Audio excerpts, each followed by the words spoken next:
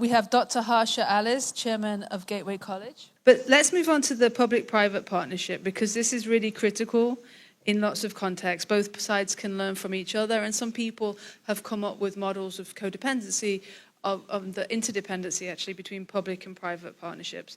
And I wanted to ask Harsha, Dr. Harsha Alice, to come in now and talk about what you see as the skills needed for the future workforce.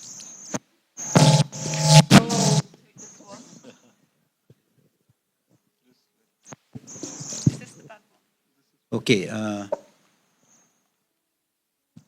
think in order to speak about skills, I thought I will just quote a very old piece of research done back in 1999 by a person called Sugata Mitra in India. If you have heard this piece of research, which is referred to as hole in the wall. Okay, so what Sugata Mitra did was, he had this experiment referred to as hole in the wall. He took a few computers to a slum in Delhi, and basically an area where children had not even seen a computer. So he created a few holes in different parts of the wall and placed these computers where anyone was able to come and operate.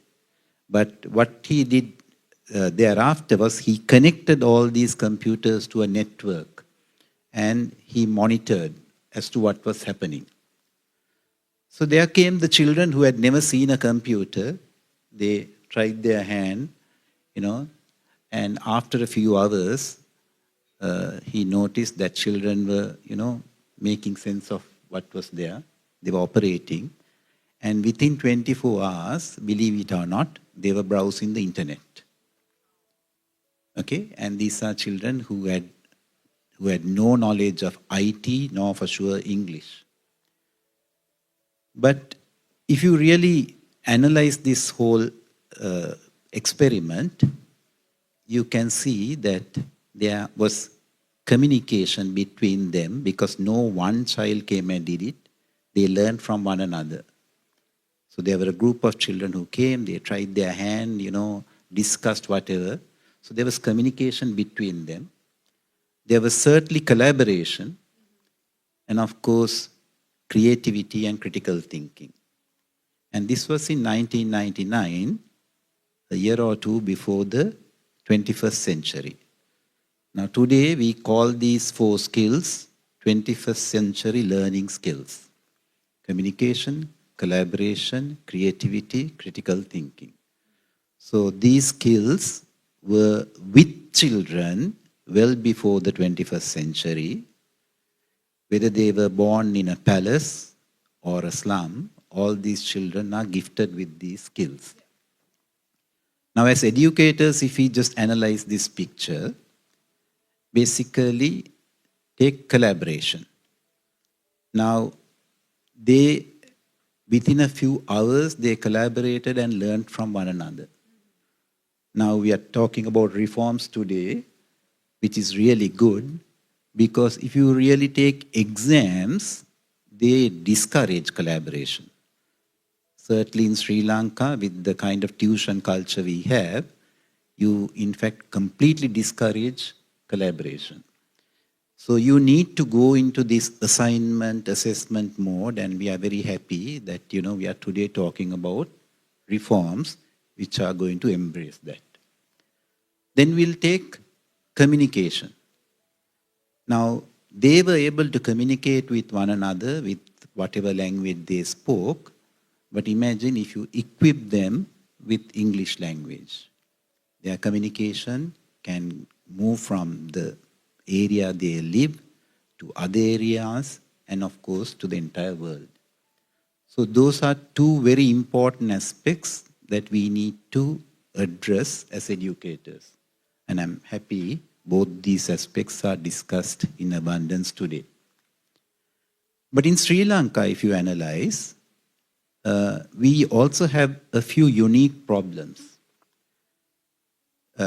overall, if we take, we talk about generations today. I think even in the previous channel, someone discussed about Gen Z and whatnot. So today, if you analyze, all our students in the secondary schools belong to Gen Z, and primary schools belong to Gen Alpha.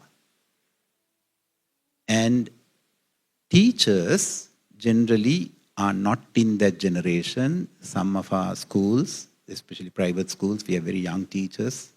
Some are in Gen Z.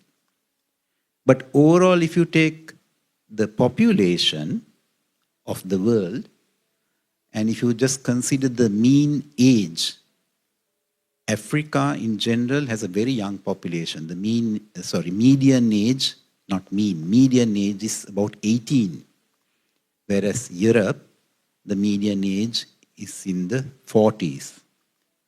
Now, Sri Lanka, the median age today is considered to be around 33. But our population in general is, you have what is called the population pyramid. It's like barrel-shaped. We have equal number of births to deaths. We are very much close to the West, probably because of the good education we have had. And now, so in general, we have an aging population. So we don't have much time to waste with our young population. Okay, as a percentage, our younger generation is getting smaller and smaller, right? And this year, there is a new generation that is born called Generation Beta. Now, the predictions for Generation Beta is that when they grow up, for them to join the workforce, it may not be this what is called university degrees or high-level qualifications may not be that important, because they will be employed for skills rather than qualifications. So increasingly, we have to identify that we have to work on skills more than anything else. And of course, the influence of AI with this new generation, because much of learning in future will be adaptable learning, and AI will play a big role in that. And there could be AI assistance in schools, and we are talking about only another 10 to 15 years. So reforms is important. I would say not important, it's urgent, where Sri Lanka is concerned. And if we do not do these changes, we are just, creating more and more problems for us. And I think it is very important that we respect all these important things. Thank you for such a thought-provoking response. As you were talking about, is it Sujata Mitra? With the hole in the wall. I think the same person did an experiment called the Granny in the Cloud, which I was thinking of when you were talking, because we've been talking about teacher shortages and an aging population. And I think the Granny in the Cloud was specifically connecting an aging population to be teachers of young people over the internet. I don't know what happened to that experiment, but it really was something that sounded quite unique and exciting at the time, especially in India, where a lot of old people tend to be quite lonely because their families may have moved away, of certain social classes. So it made me reflect on that. And then also where you was talking about education and work. I was having a discussion with someone recently about, oh, well, you shouldn't do those degrees anymore because it won't get you a job. And the person said to me, yeah, but is education just for work? And that made me think quite a lot, because it's not just for work, right? We gain so much more out of education than for work. My degree was in French. I'm not particularly using that at the moment, but it just makes me also reflect on the skills that our education gives us that go way beyond work. And then when you talked about the generations and the kind of labels that divide us based on our year of birth. If anyone in the room has got teenage children, you might understand Alpha, Sigma, Skibbity Toilet, because they're certainly words of the new generation that I'm learning. So thank you for such thought-provoking remarks. Okay, I mean, just an observation. Basically, I mean, obviously we know that talking about English, you need all 4 skills: reading, writing, speaking, listening. The way I understand is around grade 1 and 2, where class teachers teach and who haven't been properly trained in English language training, they concentrate more on speaking and listening, which is the most important thing, in my opinion. But thereafter, where the English teachers come into play, from grade 3 upwards, the whole concentration is on reading and writing. And exams are all about reading and writing. So there's a clear mismatch here.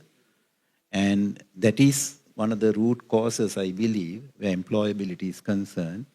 And I have, I mean, some personal experience. I can see Kamal in the audience, who is heading the John Keels Foundation. We've been working, we have what is called Gateway Language Center. We've been working with them for now 20 plus years. To these rural children in all parts of the country, where we've been addressing mostly on, speaking and listening, it makes a huge difference.